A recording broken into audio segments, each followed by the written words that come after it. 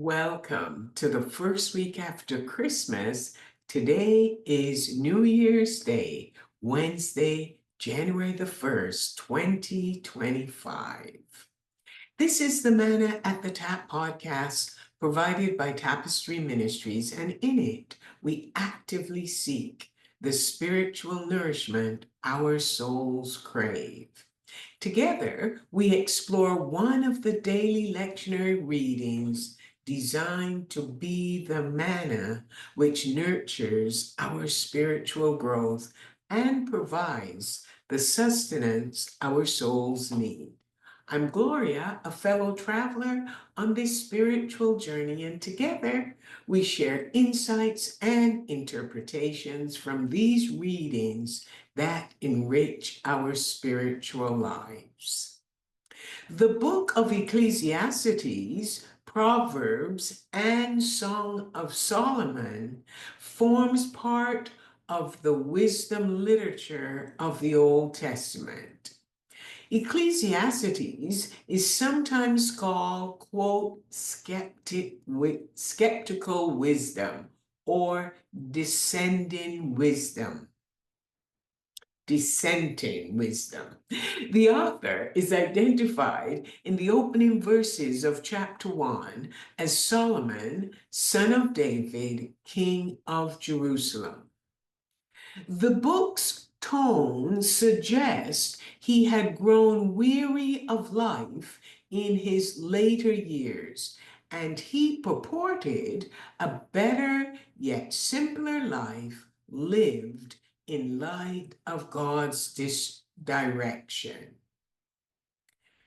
Traditionally translated as vanity, the refrain runs 25 times throughout the book.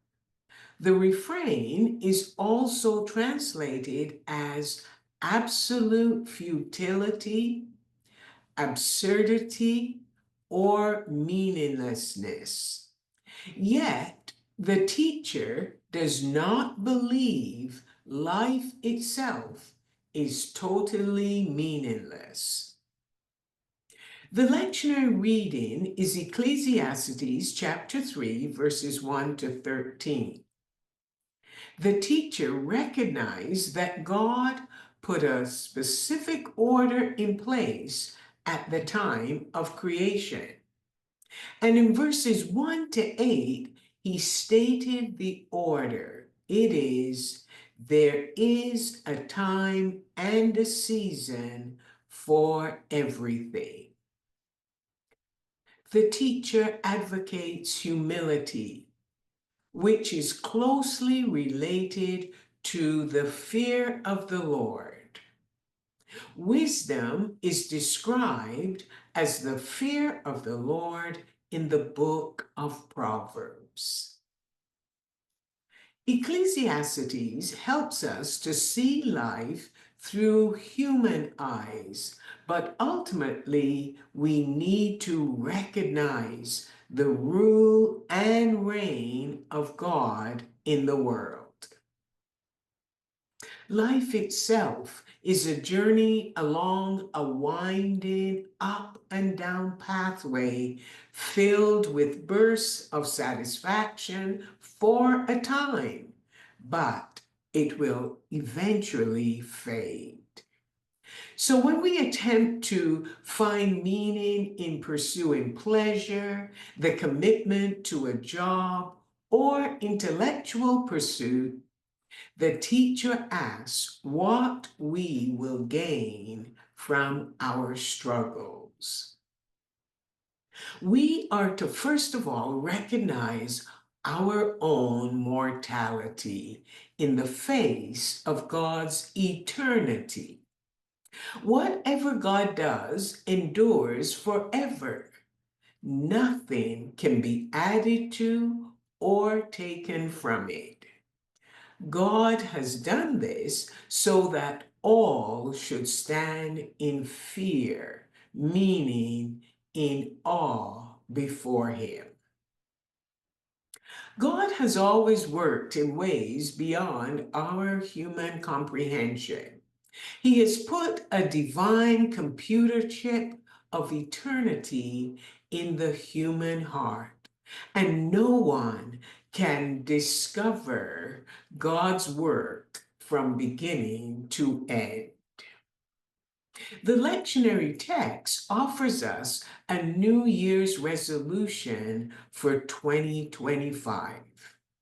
Remember, life is fleeting. So do not live at either extremities of austerity or promiscuity. Instead, live a life of humility. Delight yourself in the gifts of God. There's nothing better than to rejoice and enjoy one's life because life is a gift of God. We are at the beginning of 2025. The landscape of life is a fresh and empty palette. All we carry into the new year is time. And time is served in 24-hour slots. There is a time for every matter under heaven, a time to be born and a time to die, a time to plant and a time to pick up what was planted, a time to kill and a time to heal. The new year is a time to leave 2024 and the failures of yesteryear behind. Today is a new day and a new year.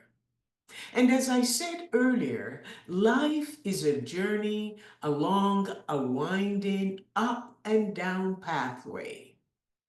We cannot predict what the new year has in store for us, but we are confident that the divine family knows and has a plan for our future. They have placed a divine computer chip, a piece of themselves, in each of us so we can never be far from their sight. We can ignore them and journey through the new year alone, or we can let them take our hand and lead us through 2025. I wish all of you a blessed new year.